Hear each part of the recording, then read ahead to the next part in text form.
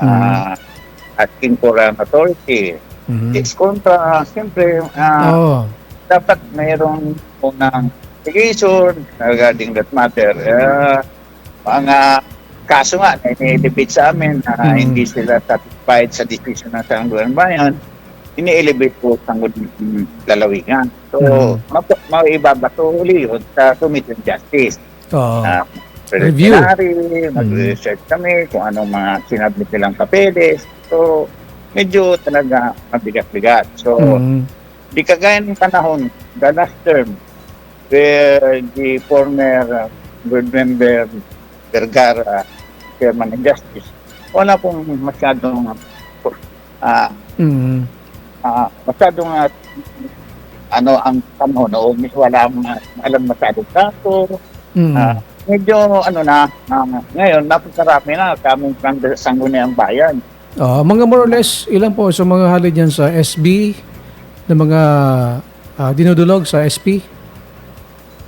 Na mga kaso po. Opo. Sa ngayon, mayroong isa na dinog. Nakaraan, former mayor of San Andres, nag-embark po siya. Based doon sa decision namin, yung paroli niya. So, talagang... Ano yung sa San Andres? Ano pong, ano yun? Kumbaga kaso?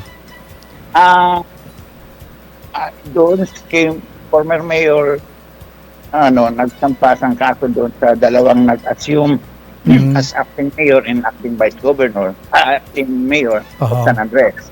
So, sinasabi niya na illegal po yung pag-assume ng dalawa. So, pinapil niya yun sa Sangguniang Panlalawigan, which we denied doon sa prayer niya na anyway, most academic na yun because lahat ng po sila hindi na lumabas ng eleksyon. And ang nagsampa si Mayor mismo, Mayor Ali? Yes po. Mayor, Mayor, no. Si Mayor, si former Mayor Nonong Mendoza. Yes po. Tama, kasi may decision pala ng ombudsman na i-suspend siya. Then nag-assume yung highest kagawa, then Vice Mayor nagtaas. Yes po. Nag-acting mayor. So, inaano niya na interpretation, abuse authority, na wala namang pinuhan DILG, mga grounds na sinasabi niya. Which we decided na tinanay po namin. So, nag-MR ulit siya, gano'n na gano'n. Siyempre, naman kami nasa Sangguniang Panlalawigan, i-balance kung ano ang dapat i-decision namin. Anyway, i-decision na namin sa judicial yun. And in case naman, ang decision nyo, appealable pa naman sa higher authority yan, so bahala na sunod at least may final na verdict dyan in case naman sa mga kaso. Yes. Alright, so... Mayroon naman dyan, kung barangay, spend nila, so nag-a-appeal dito rin po ng barangay, ang munang Panlalawigan, doon sa decision ng SB. So, maraming ganun. Opo, arogan ni PBM, di ba dapat magagawa ng privilege ka din na base diyan sa SP, baka madagdagan ang sa imong parang manpower na igwa ng researcher para ma-equip ka din, di ba? May sa paghahawak ng ganun, medyo komplikado talaga yan kasi kailangan ng expertise. Pwede ka mag-request siguro ng staff na medyo may background sa law at ang matabangan ka in case may mga arogan na problema. Yes, anyway, nagpapatulong. Mayroon akong staff na graduate din ng political science. At least may background sa legal.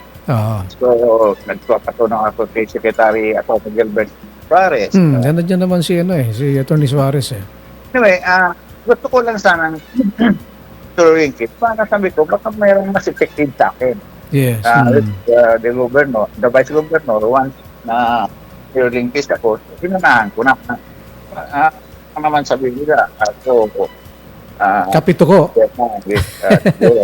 Baka sabihin na kapituko, ano? Baka meron silang na bakit ako nandyan. So, unahan ko lang. So, the pleasure of the Vice Governor to choose the next chairman. Pero kung Sabi ko nga, another 3 months, I'll extend my services as chairman. So, para naman makapag-decision po the presiding officer.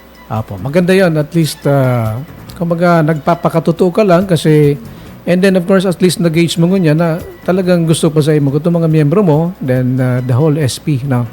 Alright. Yes po. Anyway, I was amused na nagsalita sila during the privilege hour na may integrity ako, being a chairman. So, sabi ko nga, birabulan mo lang yan. Sabi ko,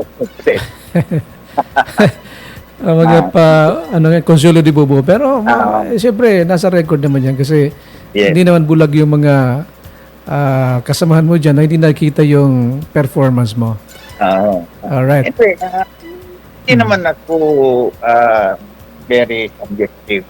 Anyway, ano lang, talagang tama ka, dapat may mga stop ako na dapat sana may mga graduate dyan. Turado, tumutulong mo sa akin. Di ba member din si PBM Turado? Yes, vice chair ko po siya. Meron pala talaga na kumbaga, pero mas maganda para kasi kung busy man si PBM Turado sa other committee, pero at least kung may staff ka dyan na at least graduate in law, malaking bagay yun sa research. Kaya gusto ko rin niya ako endorse sa mga nagko-comment. Back ko daw ito na actually, sa amin naman, usapan lang naman. Ikaw na mama, so wala namang doon na kinamtang po yan na ako ang ay present po. Pero maganda siguro, PBM, dyan ba sa SP or sa SB noon nasa Biraca pa, wala bang parang reshuffle kayo every year para at least lahat naman makakuha ng gusto nila na committee? Walang ganun? We never did that. Masigi ko sa SP, hindi kami nag-reshuffle. Sa whole year term na 3 years, yun na yun kung ano ang chairmanship mo. Unless gusto mo mag-ulingkit, magpapalit, pwede rin yun. Pero yung nagre-reshuffle may automatic na reshuffling after 1.5 month, year, hindi po yun nangyari. Wala po yun sa House Tournament.